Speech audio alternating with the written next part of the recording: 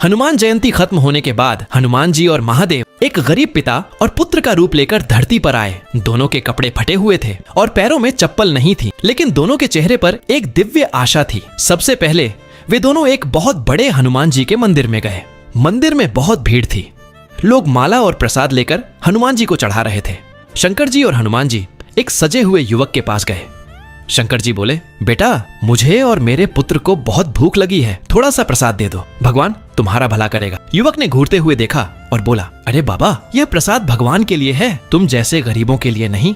इतना कहकर उसने उन्हें धक्का देकर लाइन से बाहर कर दिया। शंकर जी और हनुमान जी मुस्कुराए और आगे बढ़ गए। थोड़ी दूर चलने के बाद वे दोनों एक मिठाई की दुकान पर पहुंचे। वहां तरह तरह की मिठाइयां सजी हुई थीं, लड्डू, बर्फी, जलेबी। लोग उपवास के लिए मिठाइयां खरीद रहे थे। हनुमान जी ने हाथ जोड़कर कहा, मुझे और मेरे पिता को थोड़ा सा मिठाई दे दो, हम दोनों कई दिनों से भूखे हैं, भगवान भला करेंगे।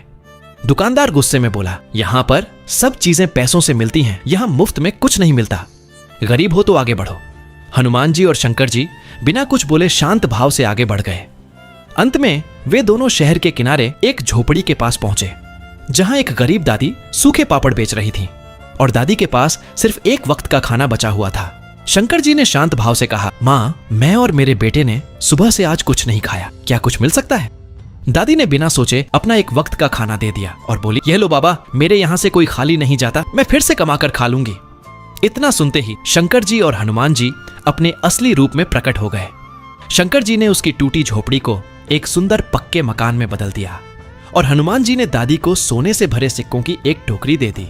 लेकिन अफसोस, फिर भी किसी ने लाइक और सब्सक्राइब नहीं किया।